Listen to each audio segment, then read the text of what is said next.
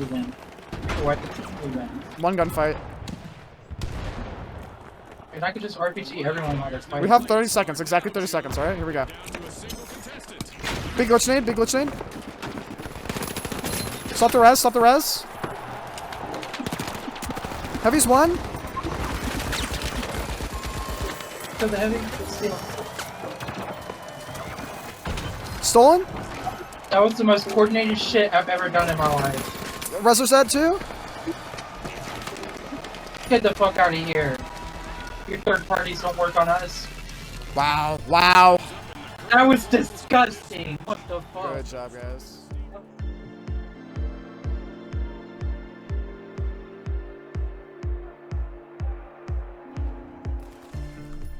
What's up, guys? Arctic here, and what you just saw was some gameplay from the closed beta test 2 of the Finals. And if you haven't heard of the Finals, it's a game created by Embark Studios, the former developers of the Battlefield series and former DICE employees. The Finals is a multi-team tournament-style shooter, where 4 teams of 3 are fighting over a cash box to put in cash-out stations and rise to the top. By just taking a quick glance at the Finals, you can absolutely see that this is a game created by former DICE talent. Looking at the map Seoul, you can see these bright neon colors juxtaposed with a gray corporate concrete background, which gives off the vibes of previous DICE games like Mirror's Edge. However, the game mechanics are absolutely nothing like that, with Team Fortress 2 and Overwatch being the backbone of the class-based system, Apex for the 3-man style collaboration team events, and Rainbow Six Siege and obviously Battlefield for the destruction. And speaking of destruction, what in the...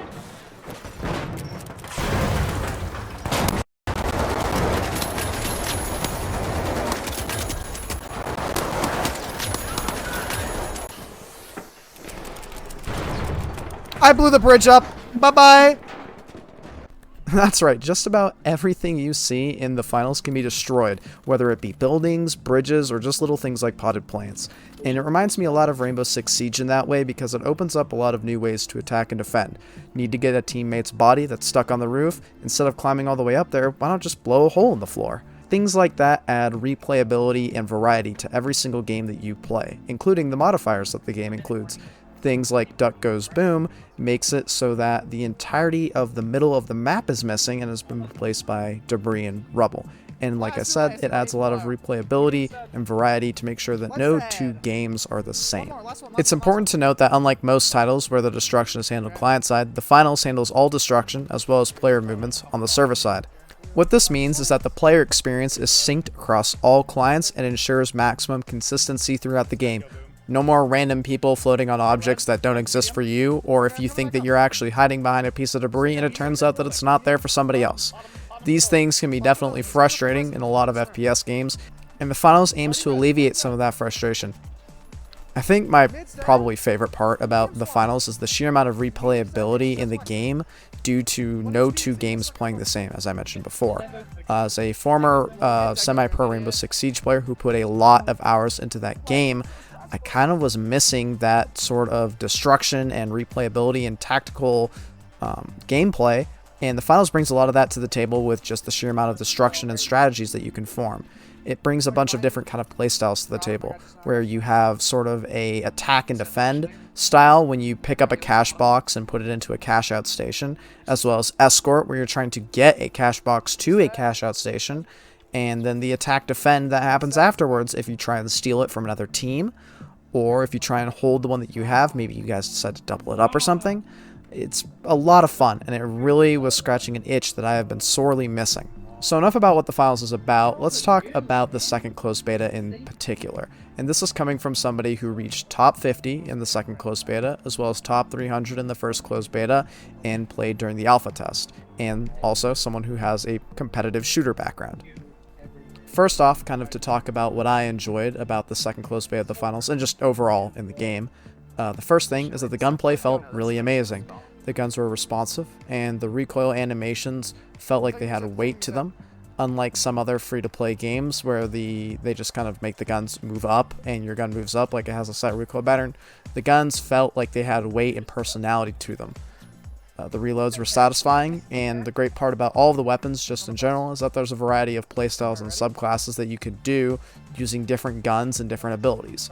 For example, the light class can use their invisibility ability, as well as combine it with the knife to basically be the spy from Team Fortress 2 and backstab people for an instant kill.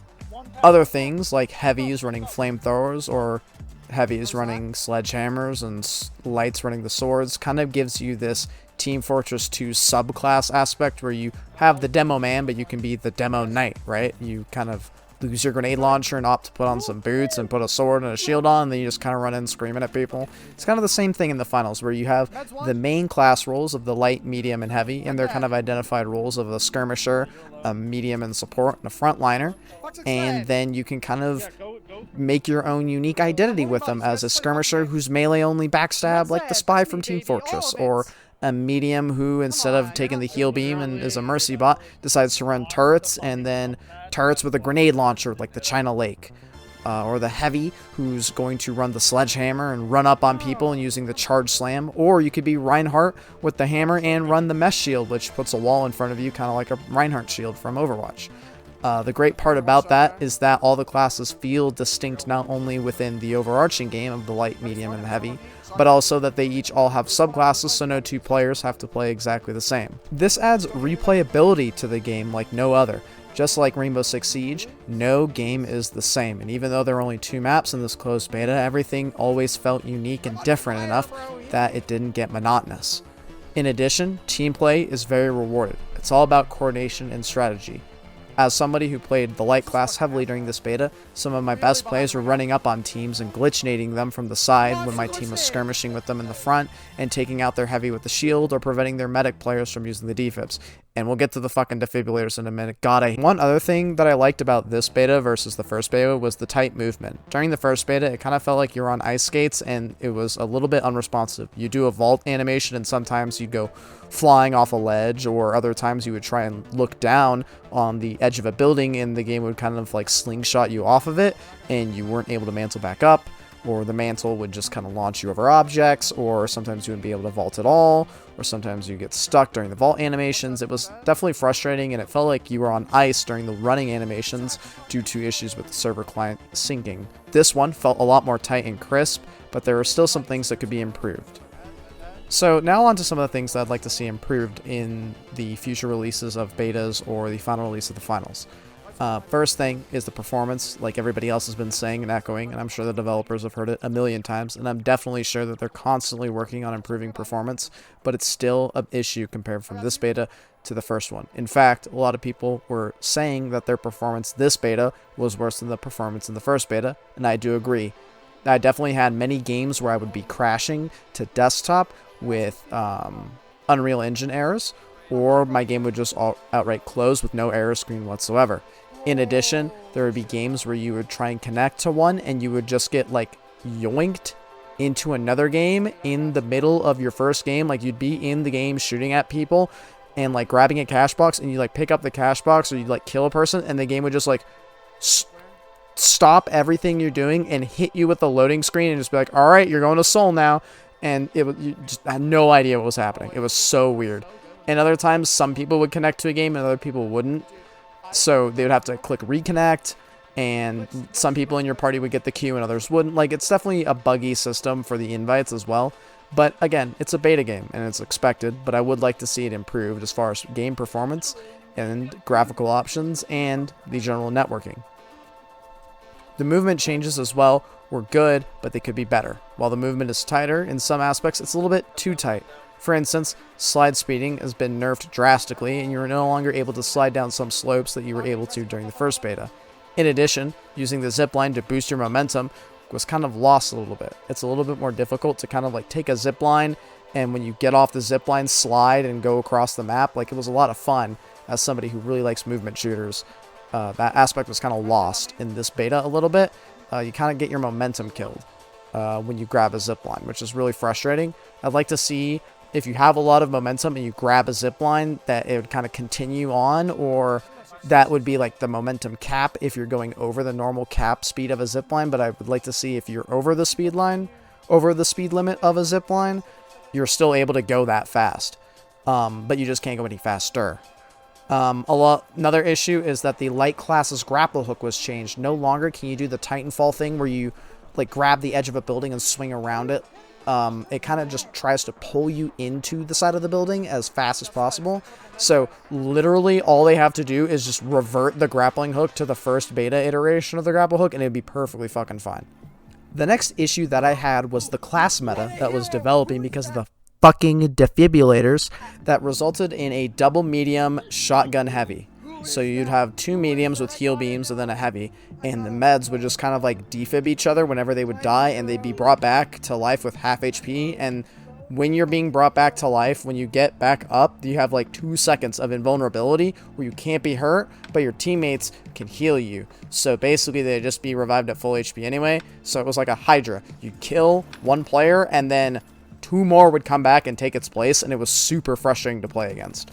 In addition, because of the heavy, when you kill the heavy, the meds would just like stop everything they're doing and like b-hop halfway across the map and then just like slide in, defib the dude like a drive-by res, and it was so annoying. As somebody who played light class, I was playing something that was extremely off meta for the higher level of the game that was developing, and it was definitely frustrating to see a lot of people suggesting and asking me to get off light class to play med because med was that strong.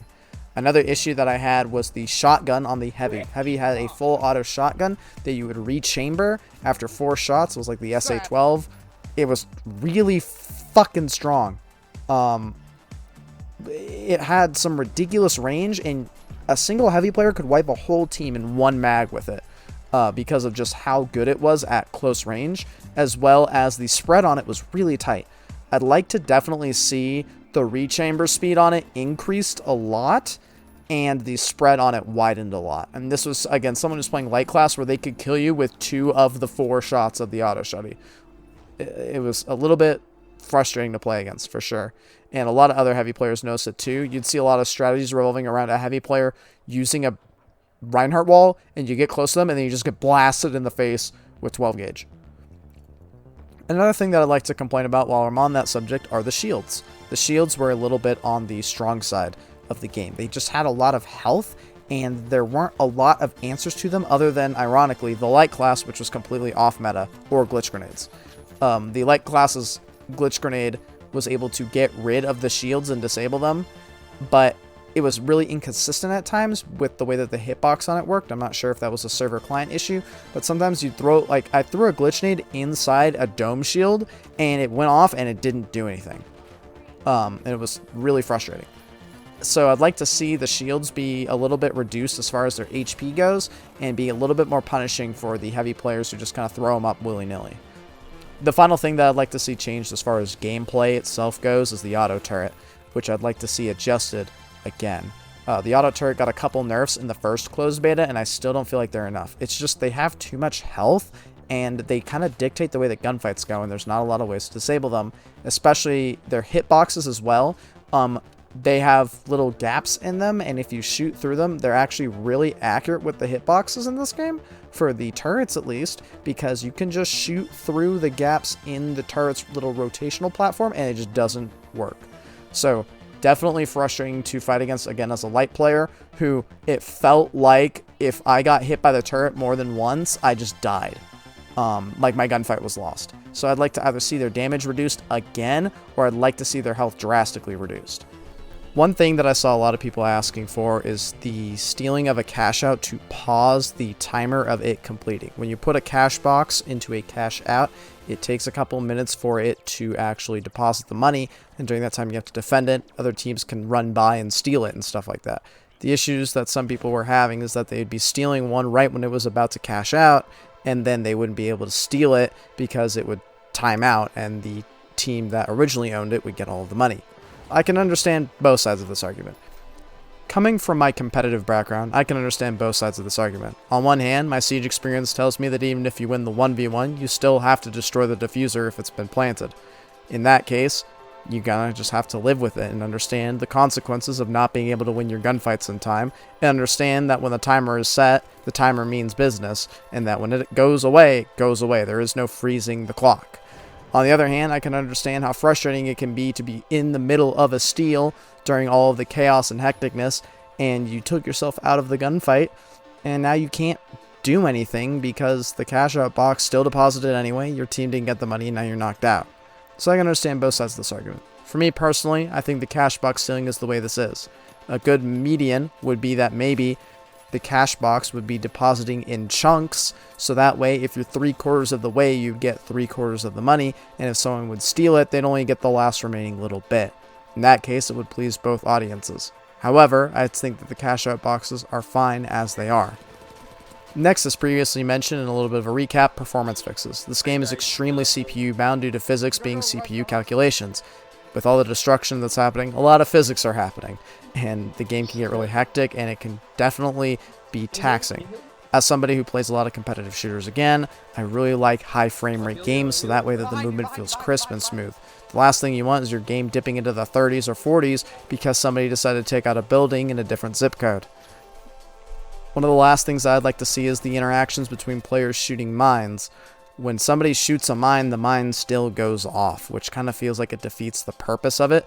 Again, from my competitive siege standpoint, if I shoot a cap can trap that's been placed on a wall, which he has these little EDDs, they're like entry denial devices. You put it on the side of the building, you walk through, it's like a tripwire. You walk through it, go boom, right? If I shoot the tripwire, why does it still explode? I'm being punished for shooting the object. A lot of the time, certain mines, like incendiary mines, they go off when you shoot them, so they still do their job. If I shoot the incendiary mine, it still blocks off the doorway, so there's no purpose to shoot it. If I shoot the gas mine still works. So what's the difference between me shooting it and me walking into it? There is none. So as a player, again, playing light class, it's very frustrating to be shooting something and get damaged for half my health bar by splash damage because I'm being punished for being good at the game. A quick side editor note, I didn't really mention this in the video, but I kind of wanted to throw it in here before the conclusion part. The game store, I kind of didn't really mind it that much. The unlock system could have been a little bit better. The way that the unlock system worked was that you would open your game, like, unlock chart thing, and then you click on it and say, I want to get this next, and then you go in and play a game.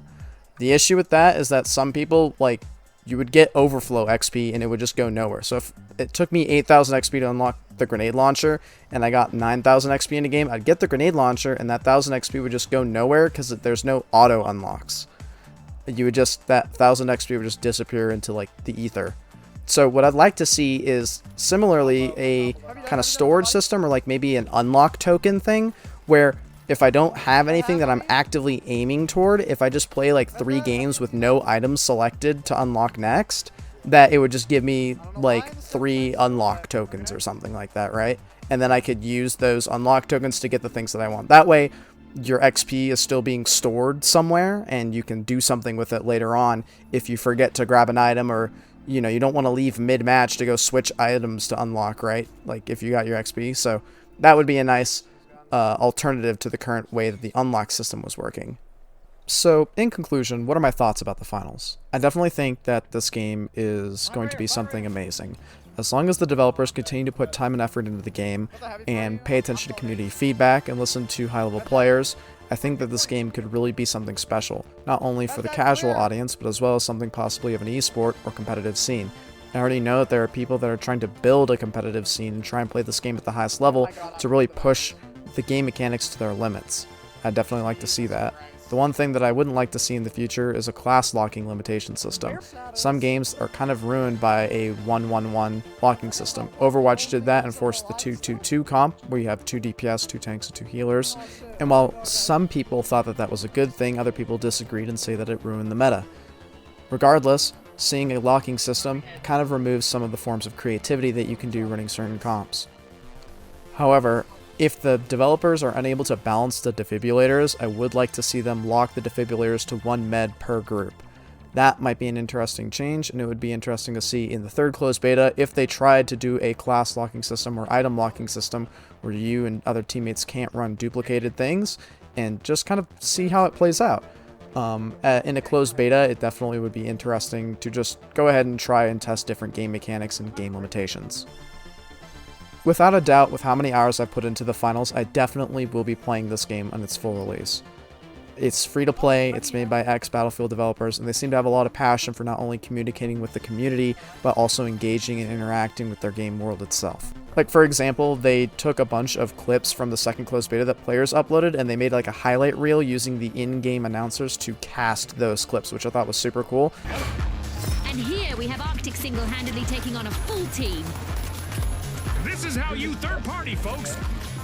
And also because my video was on there too, so I might be a little biased, but I really like that kind of level of creativity, interaction with the community. I think they have something really amazing going here, and I'm really excited to see what they have next. As long as they take their time developing this game and release it when it's ready, focusing on not only performance issues, but also game balancing and making sure that the game doesn't become pay to win in some forms, because we haven't actually seen how they're going to do monetization, because you've just kind of had a bunch of money to play around with and you can't buy anything during the closed beta. I would like to see what they try and do with the monetization, but I'm tentatively going to say that I don't think it's going to be pay to win, but that might come back to bite me. Overall, I was really happy with the second closed beta, and I'm really excited to see where the finals is going. So make sure you guys stay tuned to see more of that content. I will be trying to upload more of the finals content as well as just in general. I haven't really uploaded recently. So thank you everybody for watching. I'll see you in the finals or somewhere else. Alright guys, Arctic out. The clock has stopped, and what a match we've just witnessed. And now we celebrate as one team of contestants becomes a group of rising stars. Congratulations to the Jesus. all of us here. I'm a double lightning warrior.